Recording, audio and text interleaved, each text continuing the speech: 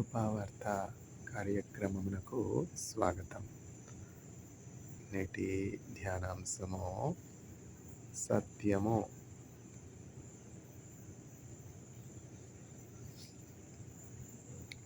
Truth. వీరిని సత్యము చేత ప్రతిష్ఠించుము. నీ వాక్యము సత్యము. Sanctify them by the truth. Your word is truth.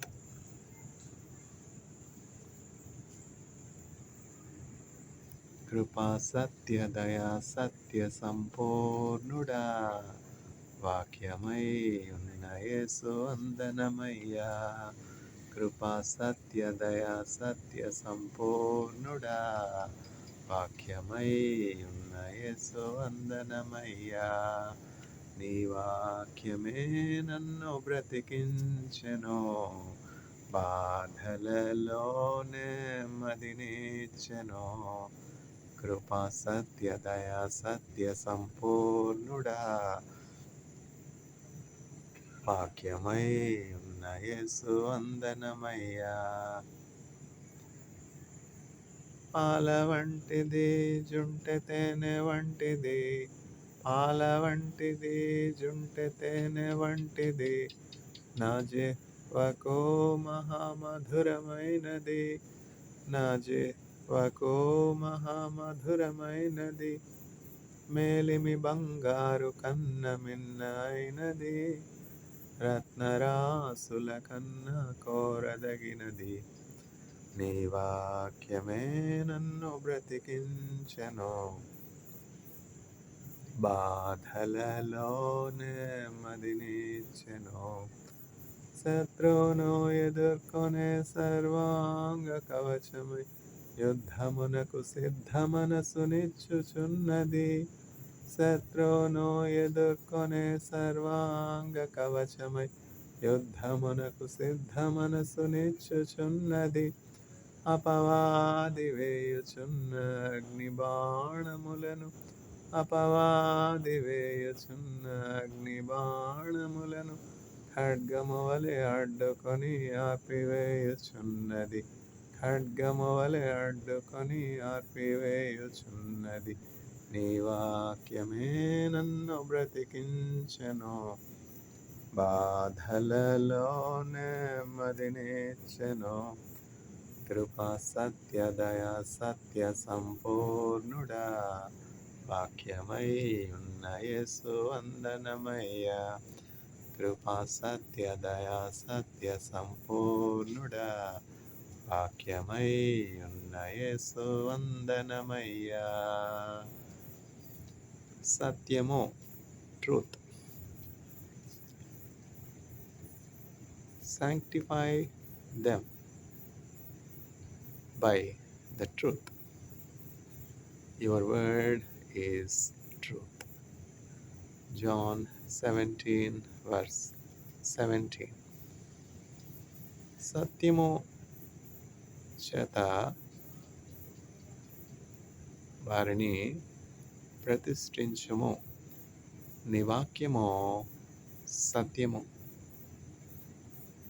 నీ వాక్యము నా పాదములకు దీపమో, దీపమో, నా త్రోవకు వెలుగై వెలుగై ఉన్నట్టి ఆ దీపమో.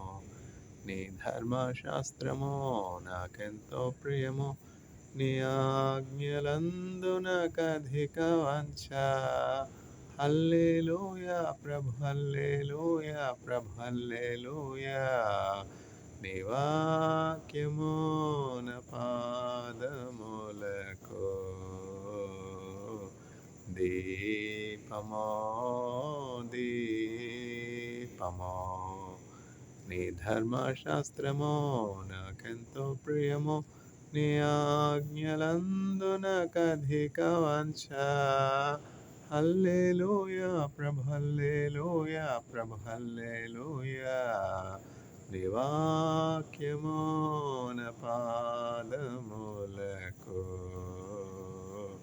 దీపమో దీపమో నీ ధర్మశాస్త్రమో నాకెంతో ప్రియము నీ ఆజ్ఞలందునకధిక వాంఛ హల్లెలూయా ప్రభు హల్లెలూయా ప్రభు హల్లెలూయా సత్యము ట్రూత్.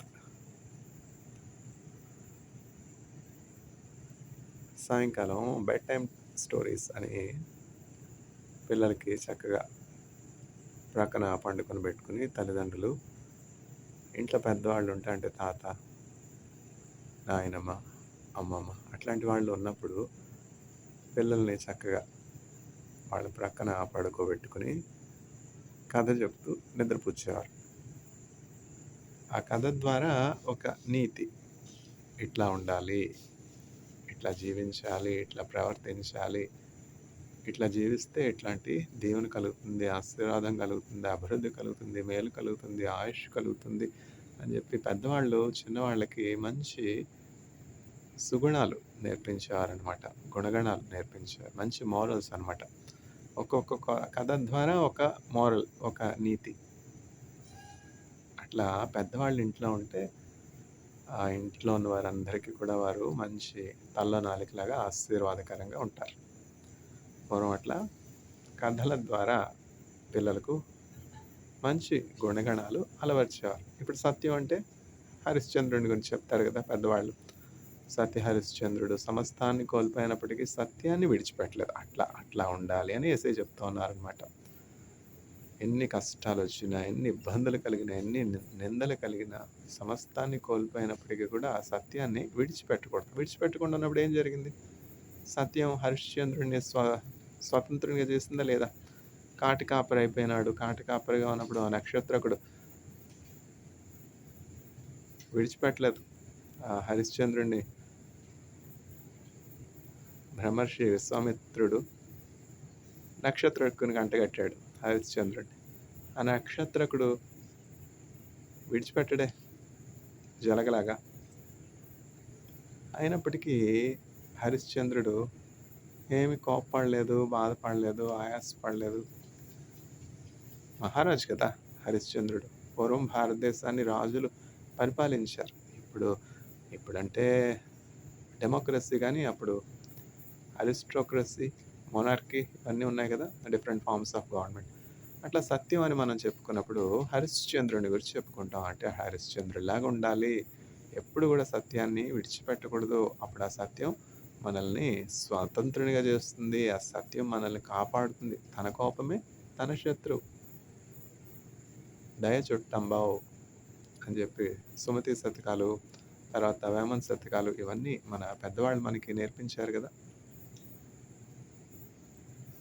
అట్లనే ఇప్పుడు జూయిష్ పీపుల్ ఉన్నారంటే, జూయిష్ పీపుల్ ఏం చేస్తారంటే షబాత్ టైంకి ఏం జరుగుతుందంటే, ఎక్కడ పిల్లలు ఉన్నప్పటికీ కూడా కోడి రెక్కల క్రిందకి పిల్లలన్నీ కూడా ఆ గ్రద్దను చూస్తున్నప్పుడు సమకూడతాయి. అట్లా షబాత్ దినానికి పిల్లలు ఎక్కడుండినా కూడా తల్లిదండ్రుల దగ్గరికి వచ్చేస్తారు. షబాత్ ఎప్పుడు?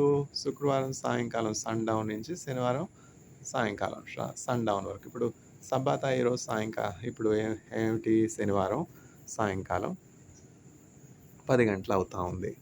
ఇది షబాత్ అయిపోయింది. సబ్బాత్ వేరు, విశ్రాంతి దినం వేరు. సబ్బాత్ విశ్రాంతి దినం కొరకు దేవుడు ఏర్పాటు చేశాడు. అయితే ఆ విశ్రాంతి దినం యొక్క అర్థాన్నే మార్చేసి క్యాథలిక్ చర్చ్ వారు ఏం చేశారు? సండేని విశ్రాంతి దినంగా పెట్టారు.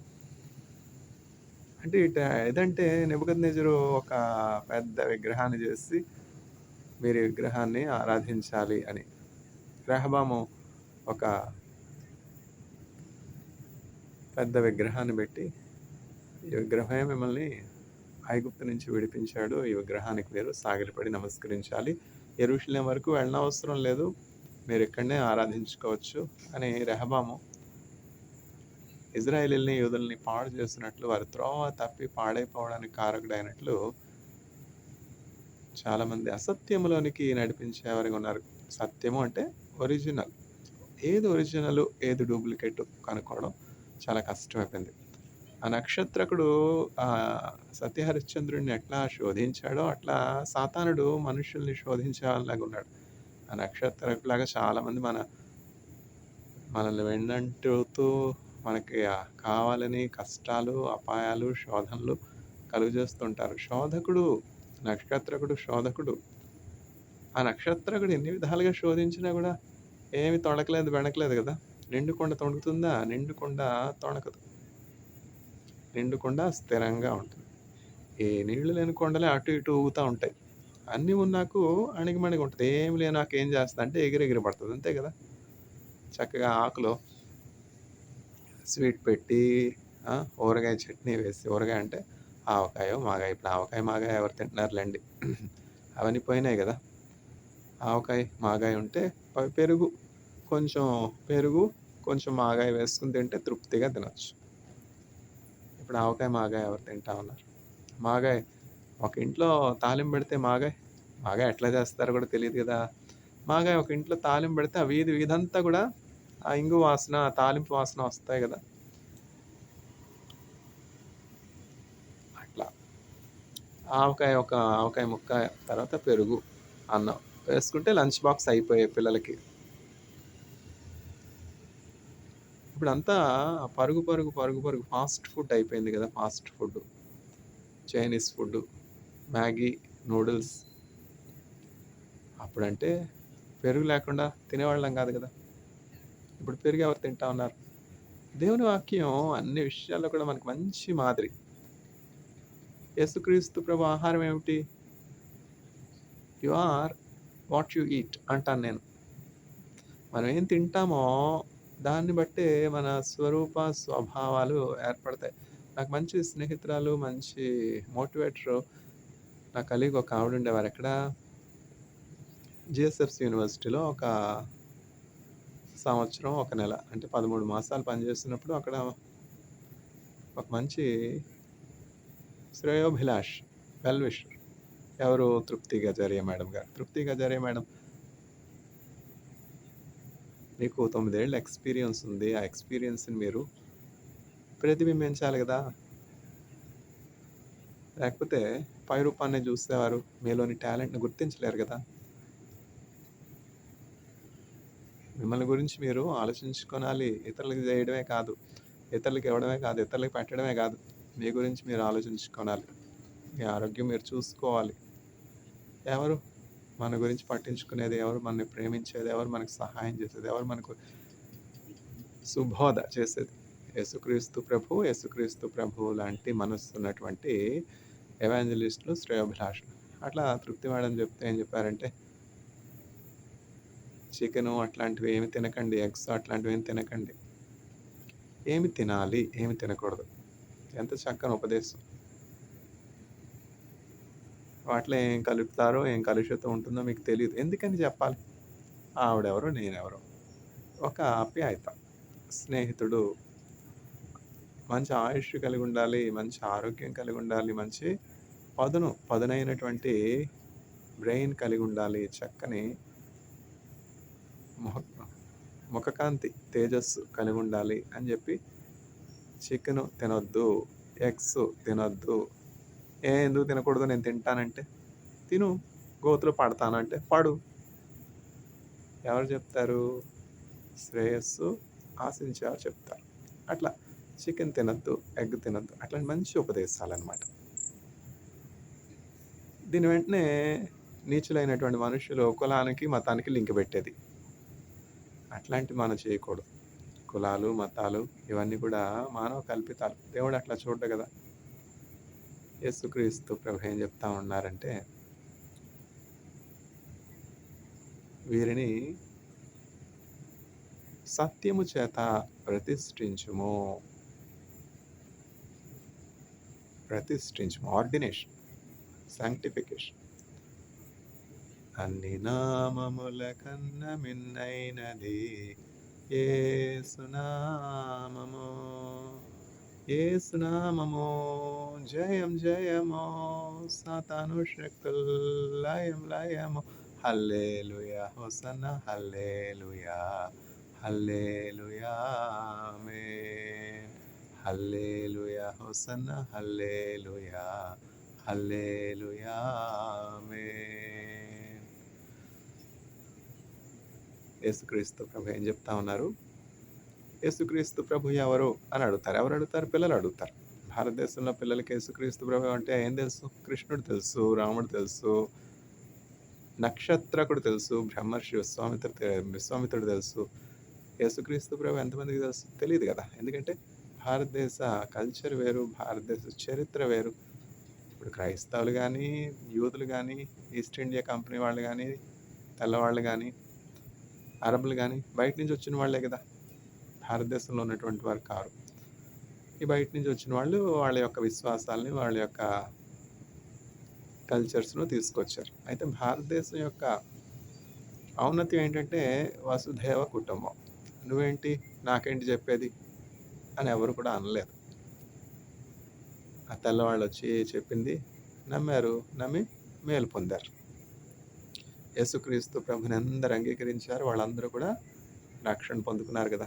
యేసుక్రీస్తు ప్రభుని అంగీకరించగానే ఏం జరుగుతుంది? వాళ్ళు చిన్నపిల్లల వంటి స్వభావం కలిగినటువంటి వారిగా ఉంటారు. చిన్నపిల్లవాడిని చూసినట్లయితే ఏంటి, ఎవరికన్నా కీడుకు ప్రతికీడు చేస్తారా? చేయరు కదా. హాని చేస్తారా? చేయరు కదా. కీడు ఎవరికైనా కోరతారా? కోరరు కదా. చిన్న పిల్లలు ఎవరికైనా అపాయం చేయగలరా? వాళ్ళని చూస్తే ఎవరికైనా భయం వేస్తుందా? భయం లేదు. హాని లేదు, హాని లేదు, హాని లేదు, హాని లేదు, హాని లేదు, హాని లేదు, సాతాను వలన నాకు హాని లేదు.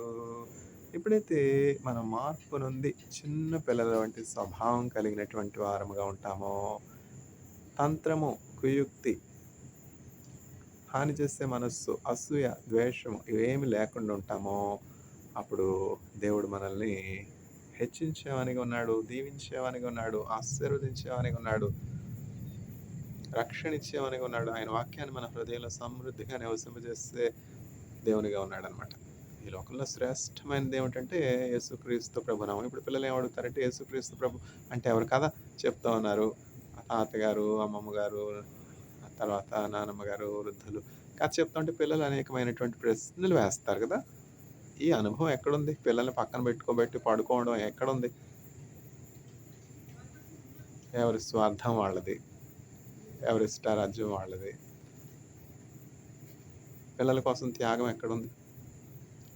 ఎవరి కడుపు వాళ్ళ కైలాసం, నా కడుపే నా కైలాసం. పిల్లల కోసం త్యాగం చేసినప్పుడు దేవుడు మనల్ని ఆశీర్వదిస్తారు. పరుల కోసం త్యాగం చేసినప్పుడు దేవుడు మనల్ని ఆశీర్వదిస్తారు. పరోపకారం ఇదం శరీరం. యేసుక్రీస్తు ప్రభు ఆయన కోసం జీవిస్తే ఆయన కష్టాలు ఎందుకు వస్తాయి? యేసుక్రీస్తు ప్రభు ఈ లోకానికి గొప్ప ఐశ్వర్యవంతునిగా, ధనవంతునిగా, సార్వభౌమునిగా, రాజుగా రావచ్చు. కానీ అలా వస్తే సామాన్యులు, దరిద్రులు, పేదవారు ఆయన సమీపించలేరు కదా. ఆయన పేదవారిలో ఒక పేదవారిగా, దీనుల్లో ఒక దీనునిగా, ఐశ్వర్యాన్ని విడిచిపెట్టి, పరలోకాన్ని విడిచిపెట్టి, దేవునితో సమానముగా ఉండుట విడిచిపెట్టకూడని భాగ్యంగా ఎంచుకొనక దాసుని రూపం ధరించి ఈ లోకానికి వచ్చారు. ఎవరైనా దాసుని రూపం ధరించడానికి ఇష్టపడతారా? దాసుని రూపం ధరించడానికి ఎవరు ఇష్టపడరు కదా.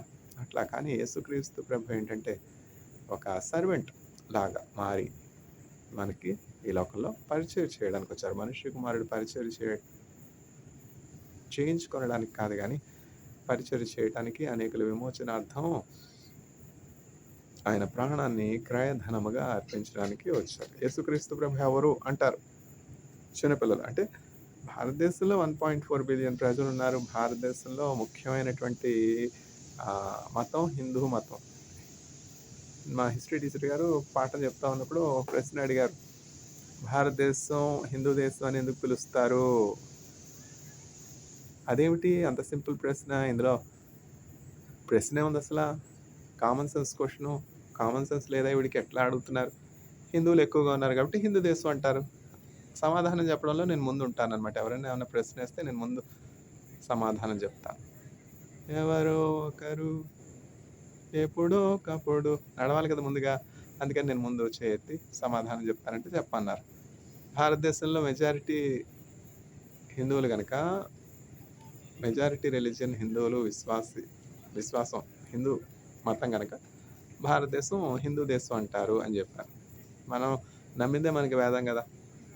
అయితే ఆ హిస్టరీ టీచర్ గారు కరెక్ట్ చేశారు. అట్లా కాదు, భారతదేశంలో హిందువులు ఎక్కువ శాతం ఉన్నారు. అది వాస్తవమే. కానీ ఆ మెజారిటీని బట్టి భారతదేశం హిందూ దేశంగా అనబడలేదు. చరిత్రను మనం పరిశీలించినట్లయితే సివిలైజేషన్స్ అన్నీ కూడా నదుల యొక్క తీరంలో ఫ్లరిష్ అయినాయి. ఏ కల్చర్ అయినా, ఏ హెరిటేజ్ అయినా, ఏ సివిలైజేషన్ అయినా ఎక్కడ ఉద్భవించింది, ఆవిర్భవించింది, అభివృద్ధి చెందింది అంటే నదీ తీరాల ప్రక్కన. పూర్వం భారతదేశంలో సింధు నది ప్రవహించేది. ఆ సింధు నది ఉండుటను బట్టి సింధు వచ్చి హిందూ అయింది. అందువలన భారతదేశం హిందూ దేశంగా చరిత్రలో పిలువబడింది. చూసారా? హిస్టారికల్ పర్స్పెక్టివ్ అంటారు. అది చదువుకున్న వాడికి, చదువుకోని వాడికి వ్యత్యాసం. చదువుకున్న వాళ్ళ దగ్గర, జ్ఞానుల దగ్గర మనం నేర్చుకోవాల్సింది చాలా ఉంది. భారతదేశం యొక్క ఔన్నత్యం ఏంటంటే ఏ మతమైనా, ఏ విశ్వాసమైనా, ఏ రిలీజియన్ అయినా ఎక్కడ మంచున్నా కూడా భారతీయులు తీసుకుంటారు. అట్లనే క్రిస్టియానిటీ ఫ్లరిష్ అయింది ఇండియాలో. ఎక్కడున్నా మనం సత్యం. కాబట్టి సత్యము అంటే ఏంటంటే యేసుక్రీస్తు ప్రభువే సత్యం. నేను సత్యంని గురించి సాక్ష్యం ఇవ్వడానికి లోకంలోనికి వచ్చాను. నేనే సత్యము, నేనే మార్గము, నేనే జీవము. సత్యము మిమ్మల్ని స్వతంత్రులుగా చేస్తుంది అని చెప్పి యేసుక్రీస్తు ప్రభు చెప్పారు. మనకి తల్లిదండ్రులు హరిశ్చంద్రుని గురించి చెప్పారు. యేసుక్రీస్తు ప్రభుని గురించి ఎవరు చెప్పలేదు కదా! హరిశ్చంద్రుడి గురించి తెలుసుకోవడంలో తప్పేం లేదు. మంచి ఎక్కడున్నా తీసుకునే స్వభావం హిందువులది, అంటే భారతీయులది. హిందూ అంటే రిలీజియన్ కాదు, భారతీయులది. అట్లా యేసుక్రీస్తు ప్రభు ఏం చెప్తా ఉన్నారంటే నేనే సత్యము, నేనే మార్గము, నేనే జీవం. I'm the truth, I'm the way, I'm the life. ఎంత గొప్ప మాట! వాస్తవం.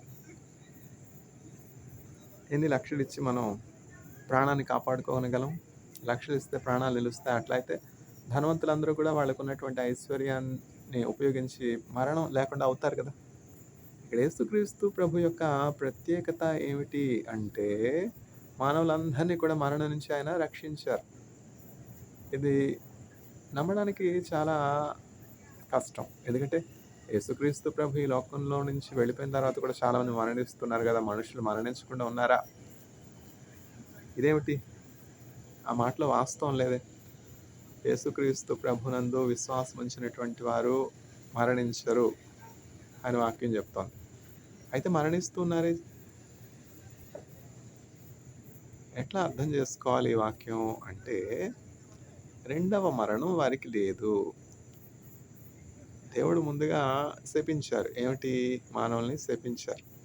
మానవులు అంటే మానవుల యొక్క పితరుల మూల పురుషుడైనటువంటి ఆదాము. మీరు ఈ ఫలం తింటే నిశ్చయంగా మీరు మరణిస్తారు అని అక్కడ క్లాజ్ ఉంది, అక్కడ కండిషన్ ఉంది. ఆ ఫలం తినద్దు అని చెప్పినప్పుడు ఆ ఫలం ఆదాము, అవ్వ ఇద్దరు తిన్నారు. అక్కడ తినటంలో ఏం జరిగిందంటే దేవునిని ప్రేమించుట మానివేశారు.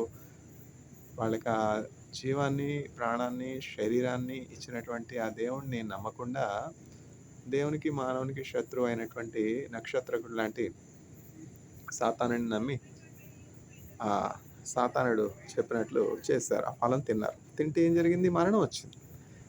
దేవుని మాట సత్యము, అది మారదు కదా!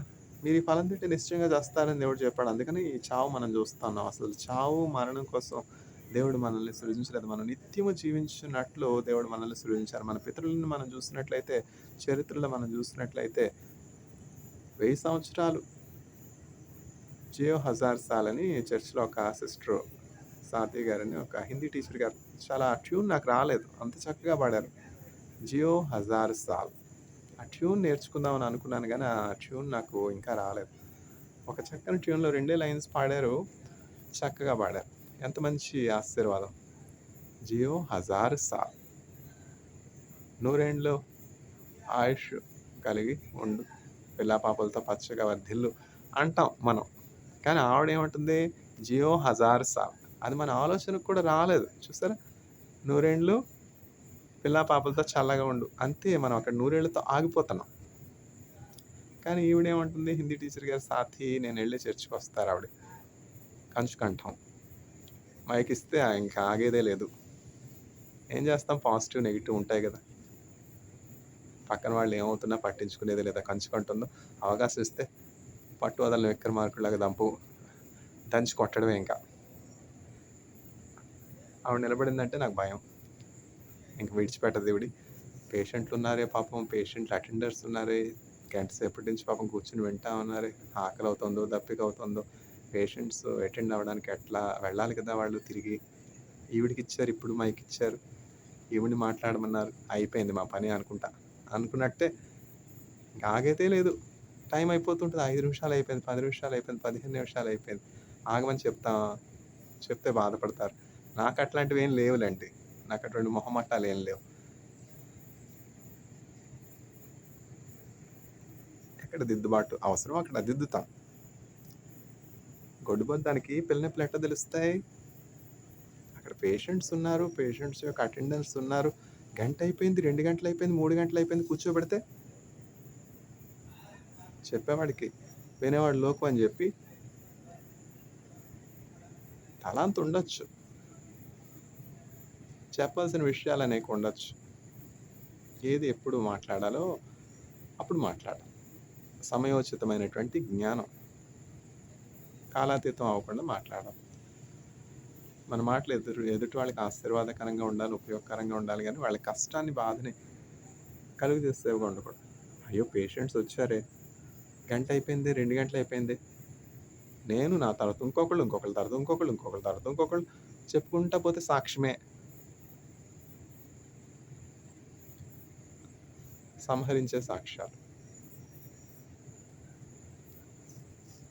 అట్లా 'జియో హజార్ సాల్' అని చక్కగా పాడారు పాట. ఆ ట్యూన్ ఇంకా నాకు రాలేదు, నేర్చుకోవాలి. దేవుడు ప్రారంభంలో మనుష్యుల్ని దీర్ఘాయువు అంటే మరణమే లేదసల మనుషులకి. ఎప్పుడైతే దేవుని మాటని ఉల్లంఘించారో అప్పుడు మనుషులకి మరణం వచ్చింది. మనం చేసినటువంటి దేవునికి మనం విధేయులై ఉండటం న్యాయమా? కాదా? దేవుడెవరు? దేవుడు నన్ను చేయడం ఏంటి? నేనే దేవుడిని. మేము నాస్తికులం. నాస్తికులు కాదు, అస్తికులు. నీ అస్థికులు మాట్లాడతాయా? అయితే నువ్వు దేవుడివి ఎట్లా అవుతావు? మేము నాస్తికులం. సిగ్గుమాలిన జనులు. సిగ్గెరగరు. దేవుడు లేడని వారు కేవలము బుద్ధిహీనులు, చెడిపోయినటువంటి వారు, అసహ్య కార్యములు చేయవారు. నేను చెప్పట్లేదు, ఇవి నా మాటలు కాదు, దేవుని వాక్యంలో ఉంది. దేవుడు లేడు అని చెప్పేవారు బుద్ధిహీనులు, అసహ్య కార్యములు చేయవారు, చెడిపోయినటువంటి వారు అని చెప్పి దేవుని వాక్యం చెప్తా ఉంది. మేము నాస్తికులమండి. నాస్తికులు కాదు, అస్తికులు. నీ అస్తికులు మాట్లాడతాయా? సిగ్గుమాలిన మనుష్యుడా.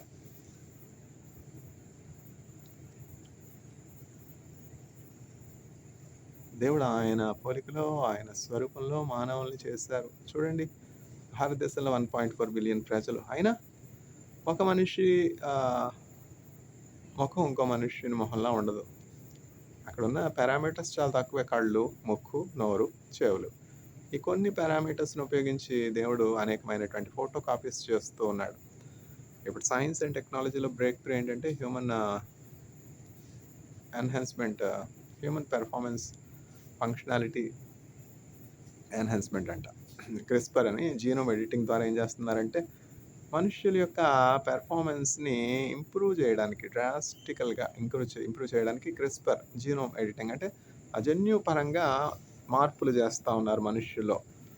జన్యుపరంగా మార్పులు వస్తూనే ఉంటాయి, అవి సాధ్యం. ఇందులో కొత్త ఏమిటంటే 1000 సంవత్సరాలు పట్టే మార్పు చిటికలో చేయొచ్చు. అది ప్రత్యేకత. ఈ క్రిస్పరు, తర్వాత జీనోమ్ ఎడిటింగ్ టెక్నాలజీ, తర్వాత human functionality, human functionality development, human enhancement technology, HET అంటారు. హ్యూమన్ ఎన్హాన్స్మెంట్ టెక్నాలజీ అంటే ఏంటంటే, ఇప్పుడు ఒక ఉదాహరణ చెప్తాను. టీచర్ని కదా, ఉదాహరణ చెప్తే మీకు సులువుగా అర్థమవుతుంది. ఇప్పుడు పిల్లలు పెద్దవాళ్ళు అవుతారా అవరా? యవనులుగా మారుతారు పిల్లలు. యవనులుగానే ఉండిపోతారా? మధ్య వయసు వస్తుందా రాదా? 50 ఏళ్ళు వస్తాయి రావా? వస్తాయి. మధ్య వయసు 40 సంవత్సరాలు 50 సంవత్సరాల నుంచి వృద్ధాప్యం వస్తుందా రాదా? వృద్ధాప్యం కూడా వస్తుంది. వృద్ధాప్యం తర్వాత మరణించాలా లేదా? మరణించాలి. అయితే హ్యూమన్ ఎన్హాన్స్మెంట్ టెక్నాలజీ హెచ్ఈటి అంటే ఏంటంటే, యవనంలోనే ఆగిపోవాలి. అంటే ఎప్పుడు నిత్య యవనం కలిగి ఉండాలి. అలాగనే తల నెరవకూడదు. చక్కగా తల వెంట్రుకలు నల్లగా ఉండాలి. తర్వాత మరణం ఉండకూడదు. మార్టాలిటీ ఉండకూడదు. ఇమ్మోర్టల్స్గా ఉండాలి. మృత్యువుని జయించాలి. ఇవన్నీ కూడా. తర్వాత ఏజ్ లెస్గా ఉండాలి. 90 ఏళ్ళు 100 ఏళ్ళు అయినా కూడా చక్కగా ఒక యవనునిలాగా పనిచేసుకుంటా పోవాలి అనే విషయాల్లో సుఖ సౌఖ్యాలు కలిగి ఉండాలి. ఆరోగ్యం కలిగి ఉండాలి. అనారోగ్యం రాకూడదు. తర్వాత ఇమ్యూనిటీ అనమాట. హెల్దీ లివింగ్ అనమాట. పూర్వం మనం చూసినట్లయితే ఆదాం కాలంలో ఈ అనారోగ్యాలు ఉన్నాయా? ఇప్పుడు ఎయిడ్స్, తర్వాత కోవిడ్, తర్వాత డయాబెటీస్, కరోనా వైరస్, ఇంకా రకరకాల వైరల్ ఇన్ఫెక్షన్స్, రకరకాల బ్యాక్టీరియల్ ఇన్ఫెక్షన్స్ అప్పుడు లేవు కదా. ఎంత ఆరోగ్యంగా ఉండేవారు మనుషులు. నాకు ఒక మంచి తెలుగు టీచర్ గారు ఉండేవారు, సుహాసిని టీచర్ గారని. గ్లోబల్ గాస్పెల్ మినిస్ట్రీస్ని ఇప్పుడు చక్కగా స్వార్థ పరిచయం చేస్తూ ఉన్నారు. రిటైర్ అయిన తర్వాత కూడా దేవుని పరిచయం చేస్తూ ఉన్నారు ఫ్యామిలీ కుటుంబంతో. ఆవిడ చెప్తూ ఉండేవారు అనమాట. ఏంటంటే ఈ హ్యూమన్ బీయింగ్స్ ఎట్లా మారారు అంటే, క్రమక్రమంగా టీ షాప్ ఉందనుకోండి. టీ షాప్లో ఏం చేస్తారంటే, ఒక టీ బ్యాగ్ ఓపెన్ చేసి వేస్తారు. ఆ టీ పొడి ఫిల్టర్ చేసి మళ్ళా ఇంకొక ఫ్రెష్గా టీ తయారు చేసేటప్పుడు వడగట్టినటువంటి టీ పౌడర్ని బయట పడేసేయకుండా మళ్ళీ అదే టీ పౌడర్ అనమాట, అదే టీ పొడి వేసి మళ్ళీ టీ చేస్తారు. మళ్ళీ ఫిల్టర్ చేసి అదే టీ పొడి ఉపయోగించి ఇంకో బ్యాచ్ ఆఫ్ టీ. అట్లా పూర్తిగా టీలో ఉన్నటువంటి ఆ సారం అంతా పోయేంత వరకు కూడా ఫిల్టర్ చేసి 6 సార్లు 7 సార్లు 8 సార్లు అట్లా. ఆ సారం, చవి సారం లేకుండా మనుష్యులు ఒక జనరేషన్ నుంచి ఇంకొక generation, first generation, second generation, third generation వచ్చేటప్పటికి ఏం జరుగుతుందంటే మనుషుల సారం లేకుండా పోతా ఉంది. ఆ మొదటి ఒరిజినాలిటీ పోతా ఉంది. ఆ మొదటి సౌందర్యం పోతా ఉన్నది. ఆ మొదటి బలం పోతా ఉన్నది. శౌర్యం పోతా ఉన్నది. వాస్తవమే కదా. దేవుడు మానవుల్ని సృజించినప్పుడు వాళ్ళు ఎంత శరీర సౌష్ఠవం కలిగి ఉన్నారు, ఆరోగ్యం కలిగి ఉన్నారు, బలం కలిగి ఉన్నారు. ఎంత అసలు వ్యాధి లేదు కదా, మరణమే లేదు కదా. అది ఆ టీ పొడి.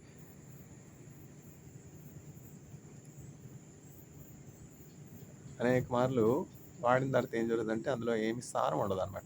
ఇంకా టీ తన స్వభావాన్ని, స్వరూపాన్ని కోల్పోతుంది.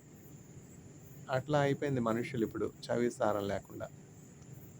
ఇంకొక స్వార్థికురాలు ఏం చెప్తారంటే, ఆవిడ అనుభవాన్ని పంచుకుంటూ, మా చిన్నతనంలో కొంచెం బెండకాయ కూర వేసుకుని తింటే ఎంతో చక్కగా తృప్తిగా ఉండేది, రుచిగా ఉండేది. ఇప్పుడు బెండకాయ, వంకాయ, బీరకాయ, దోసకాయ అన్నిటికీ ఒకటే రుచి. ఆ ఒరిజినల్ రుచి, టేస్ట్ పోయిందనమాట. ఎందుకని? Chemical fertilisers. భూమికి సారం లేదు. భూమి నిస్సారమైపోతా ఉన్నది. అందువల్ల ఏంటంటే రకరకాల కెమికల్స్ ఉపయోగించి ఆ వెజిటబుల్స్ వస్తూ ఉన్నాయి, కానీ ఆ వెజిటబుల్స్లో రుచి, ఆ వెజిటబుల్స్లో ఉన్నటువంటి ఒరిజినల్ న్యూట్రియంట్స్, విటమిన్స్, శక్తినిచ్చే పదార్థాలు ఉండట్లేదు. అందుకని చెప్పి మనం జన్యుపరంగా మార్పులు చేస్తాను. ఇజ్రాయెల్ దేశం అందులో అడ్వాన్స్డ్ కదా. యూదులు అంటే సామాన్యులా? మేము నిబంధన జనులం, నిరీక్షణాధనులం, ఘనుడగు యేసుని సిలువ రక్తపు సంబంధులం, యమనిబంధనాజనులం నిరీక్షణాధనులం. యేసుక్రీస్తు ప్రభు సత్యవంతుడు. యేసుక్రీస్తు ప్రభు సత్యము. అయితే యేసుక్రీస్తు ప్రభు కేవలం సత్యవంతుడా అంటే కేవలం సత్యవంతుడు మాత్రమే కాదు. యేసుక్రీస్తు ప్రభు పరిశుద్ధుడు. ఆయన యొక్క జననం ఎంతో వైవిధ్యమైనదిగా ఉన్నది. భారతదేశంలో 1.4 బిలియన్ ప్రజలు ఉన్నారు. ఈ 1.4 బిలియన్ ప్రజల్లో కన్యకకు జన్మించినటువంటి వారు ఎవరైనా ఉన్నారా? నేను కూడా ఉన్నాను. మా అమ్మగారికి పెళ్లి కాకుండానే పిల్లోడు పుట్టాడు. నేను కాదా? సిగ్గుమాలిన జనులు. పెళ్లి కాకుండా పిల్లలు పుట్టడం కాదు ఇక్కడ. ఇక్కడ కన్య గర్భవతి పిల్లవాడిని కనడం అంటే ఏంటంటే పురుషుని ఎరగకుండా, పురుష సాంగత్యం లేకుండా పిల్లలు పుట్టాలంటే పెళ్లి చేసుకోవాలా? పెళ్లి కాకుండా శరీర సంబంధమైనటువంటి సుఖభోగాలకి చోటిస్తే పిల్లలు రారా? వస్తారు. ఎందుకు రారు? రారని ఎవరు చెప్పారు? అది కాదు ఇక్కడ చెప్పేది. ఇక్కడ చెప్పబడుతున్నది ఏంటంటే పురుషుని యొక్క దేహ సంబంధం ఏమి లేకుండా, పురుషుని సాంగత్యం ఏమి లేకుండా, పురుషుని యొక్క వీర్యము శరీరంలో ప్రవేశించుట ద్వారా కాకుండా యోని ద్వారా. ఇప్పుడు ఒక కాదు, అందరు సైన్స్ టీచర్స్ చెప్పేది ఏంటంటే స్కూల్లో పిల్లలు 100% అటెండెన్స్ ఎప్పుడు ఉంటుంది అంటే రిప్రొడక్టివ్ సిస్టమ్ గురించి టీచర్ రేపు పాఠం చెప్తారు అంటే ఒక్క స్టూడెంట్ కూడా ఆ పాఠం మిస్ అవ్వరనమాట. రేపు రిప్రొడక్టివ్ సిస్టమ్ గురించి పలానా ఇంద్రనీల్ సార్ చెప్తారు. అందులో రహస్యం ఏముంది? సిగ్గుపడాల్సింది ఏముంది? పిల్లలకి టీచర్స్ కాకపోతే ఎవరు చెప్తారు? అంతే కదా. పిల్లలంటే పిల్లలు కాదు, ఇప్పుడు హై స్కూల్లో ఉన్నటువంటి పిల్లలు యవన దశకి వస్తూ ఉన్నారు. వాళ్ళకి ఆ శరీరంలో కలిగే మార్పులను గురించి, ఆ శరీరంలో కలిగే అభివృద్ధిని గురించి, దానివలన కలిగే ఆ ఫలాలను గురించి, రిప్రొడక్టివ్ సిస్టమ్ని గురించి ఇవన్నీ కూడా టీచర్సే కదా చెప్తారు. పేరెంట్స్ దగ్గర కూడా పిల్లలకు కొంత మొహమాటం ఉండవచ్చు, అని పంచుకోలేరు. కానీ టీచర్స్ దగ్గర అట్లా ఉండదు. ఆ సంబంధం పూర్వం ఉండేది. టీచర్స్ దగ్గర స్టూడెంట్స్ మనస్సు విప్పి స్నేహితుల్లాగా ఉంటారనమాట. అందువల్ల టీచర్స్ పిల్లలకి చాలా ఇంటిమేట్ థింగ్స్ కూడా బోధిస్తూ ఉంటారు. యేసుక్రీస్తు ప్రభు అట్లాంటి మంచి టీచర్ అనమాట. మనం ఏమి దాచుకొని అవసరం లేదు. ఉన్న పాటున యేసుక్రీస్తు ప్రభు దగ్గరికి వెళ్ళినప్పుడు మన బలహీనతలు, మన అపరాధములు, మన దోషములు, మన పాపములు అన్నీ కూడా యేసుక్రీస్తు ప్రభు దగ్గరికి నేను సాక్ష్యం చెప్పానండి, పాస్టర్ గారి దగ్గరికి వెళ్ళాను, మా ఫ్యామిలీ రిలేటెడ్ ఇష్యూస్, ఎంతో సెన్సిటివ్ ఇష్యూస్ పాస్టర్ గారికి సాక్ష్యం చెప్తే ఆయన చర్చిలో ఉన్న వాళ్ళందరికీ చెప్పేశాడండి. ఎవరు చెప్పన్నారు? నీ సాక్ష్యం నీ దగ్గర పెట్టుకో, నీ హృదయాన్ని దేవునితో పంచుకో. యేసుక్రీస్తు ప్రభు అట్లా సాక్ష్యాలను పబ్లిష్ చేసే నీచుడు కాదు. నీచులు వాళ్ళ మేర కొరకు మనం ఏమైనా సాక్షి చెప్తే దాన్ని కల్పనా కథలుగా పబ్లిష్ చేసే భ్రష్టులు. వారు భ్రష్ట మనస్సుకు అప్పగించబడతారు. వారు భ్రష్టులు. యేసుక్రీస్తు ప్రభు అట్లాంటి వారు కారు. ఆయన మన బలహీనతలను చూసి జాలిపడే దేవుని కొన్నాడు. మన బలహీనతలు ఎవరితో చెప్పామనుకోండి, ఏం చేసేది? అపహాస్యం చేసేది, ఇంకో నలుగురితో చెప్పి నవ్వుకునేది. అట్లాంటి వాళ్ళతో మన సాక్ష్యాలు ఎందుకు మనం పంచుకోవాలి? నేను పాస్టర్ గారితోనే చెప్పానండి. పాస్టర్ గారితో కూడా చెప్పాల్సినటువంటి అవసరం లేదు. ఎవరు నమ్మదగినటువంటి వారు?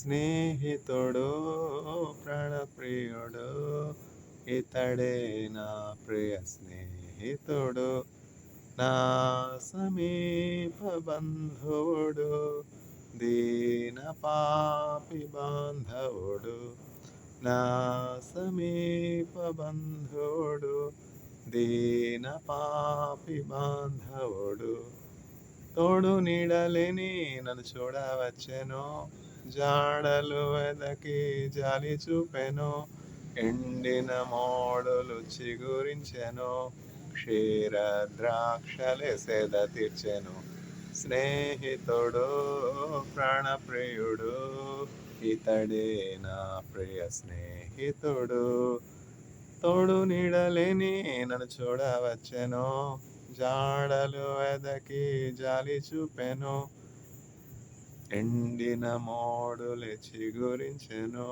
క్షీర ద్రాక్షలే సేద తీర్చెను. Jesus Christ is friend of all. To him we can come as we are. ఒక మంచి స్నేహితుడు, ఒక మంచి ఇవాంజలిస్టు కొరియాలో నాకు పరిచయం అయ్యాడు అనమాట. ఫ్రెడ్ అని, క్రిస్టియన్ కల్వరీ కమ్యూనిటీ చర్చ్లో, కొంజు నేషనల్ యూనివర్సిటీలో అతను పిహెచ్డి చేస్తా ఉన్నాడు Fred. Come as you are doctor Neil అంటారు. మనం ఉన్న పాటున దేవుని సన్నిధికి రావచ్చును. ఆయన మన బలహీనతలను చూసి జాలి పడేవానిగా ఉన్నాడు, కానీ మన తప్పిదాలను చూసి, బలహీనతలను చూసి, పాపాలను చూసి, దోషాలను చూసి మనల్ని బయటపెట్టి అవమానపరిచేవానిగా ఉండడు. ఆయన మన బలహీనతలను బట్టి జాలి పడుచు ఉన్నాడు. ఆయన జాలిగల దేవుడు, కృపగల దేవుడు. మన పాపములను మనం ఒప్పుకొనేటువంటి ఎడల ఆయన నమ్మదగిన వాడును, నీతిమంతుడును గనుక మన సమస్త దుర్నీతి నుంచి మనల్ని విడిపించి మనల్ని పవిత్రులనుగా చేయును.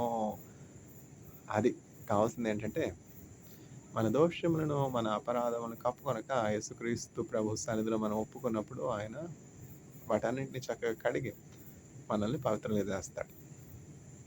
ఇప్పుడంటే డైపర్స్ అవి వచ్చేసాయి. పిల్లలు చాలా శుచిగా, హైజీనిక్గా, శుభ్రంగా ఉండడానికి డైపర్ కట్టేస్తారు. ఆ డైపర్ పిల్లవాళ్ళు ఏమన్నా యూరినేట్ చేసుకున్నప్పుడు, మోషన్కి వెళ్ళినప్పుడు చక్కగా డైపర్స్ ఉన్నాయి. తర్వాత వెట్ నాప్కిన్స్ ఉన్నాయి. ఈ నాప్కిన్స్ పెట్టి ఏం చేస్తారంటే, వెట్ వైపర్స్ ఉన్నాయి, వెట్ వైప్స్ తీసుకుని డైపర్ తీసేసి చక్కగా క్లీన్ చేసేసి క్రొత్త డైపర్ పెడతాం. ఇప్పుడు ఈ సౌకర్యాలన్నీ కూడా హైజీన్ ఎంతగానో అభివృద్ధి చెందింది. పిల్లల్ని బస్సులో తీసుకుని వెళ్ళాలంటే, పిల్లలంటే నేను ఇన్ఫాంట్స్ గురించి చెప్తున్నాను. అప్పుడే పుట్టినటువంటి పిల్లల దగ్గర నుంచి 3 నెలలు, 4 నెలల నుంచి ఉన్నటువంటి పిల్లల్ని మనం తీసుకుని వెళ్ళాలి ఎక్కడికి కన్నా అంటే మనకి అంత అసౌకర్యం ఏమీ లేదు.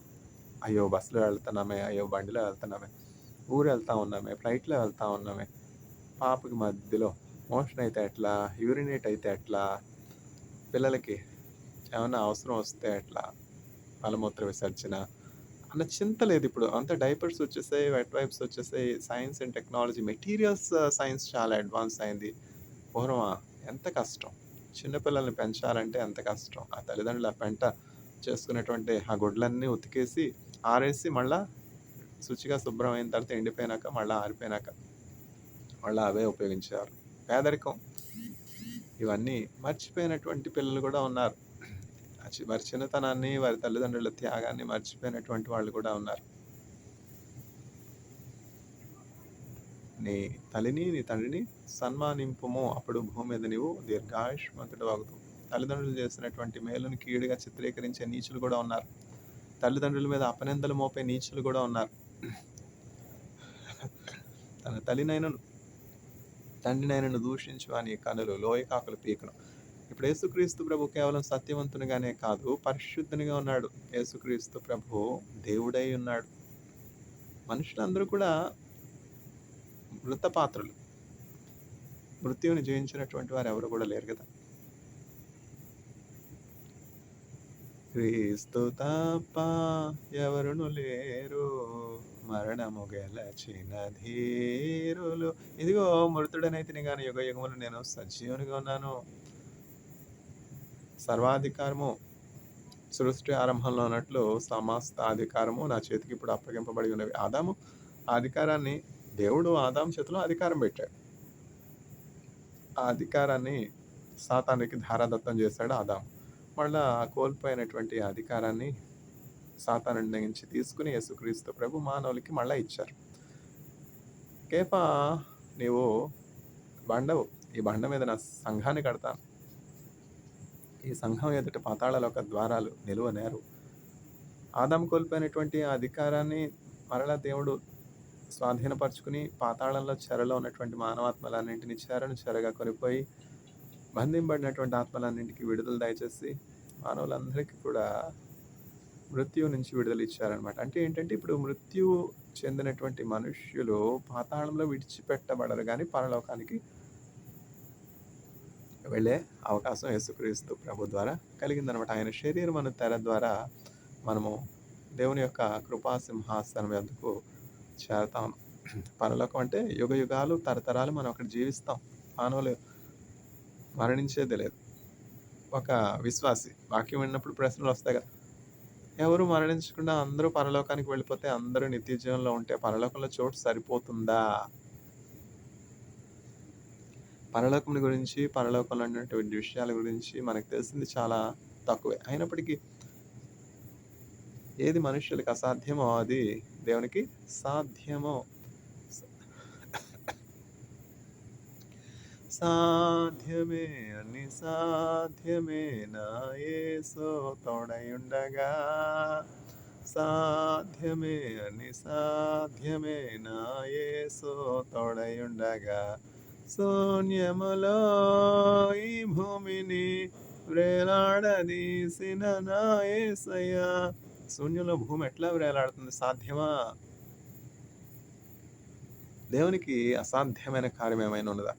శూన్యంలో భూమిని వేలాడదీసినటువంటి దేవునికి ఏదైనా అసాధ్యమైనది? మేము నాస్తికులం. నాస్తికులు కాదు, అస్తికులు. మేము దేవుని యందు విశ్వాసం ఉంచము. దేవుడు లేడు. మా ఇష్టానుసారంగా మేము జీవిస్తాం. జీవించి ఎవరొద్దన్నారు? వారి కడుపే వారి కైలాసం, పాతాళమే వారి అంతం.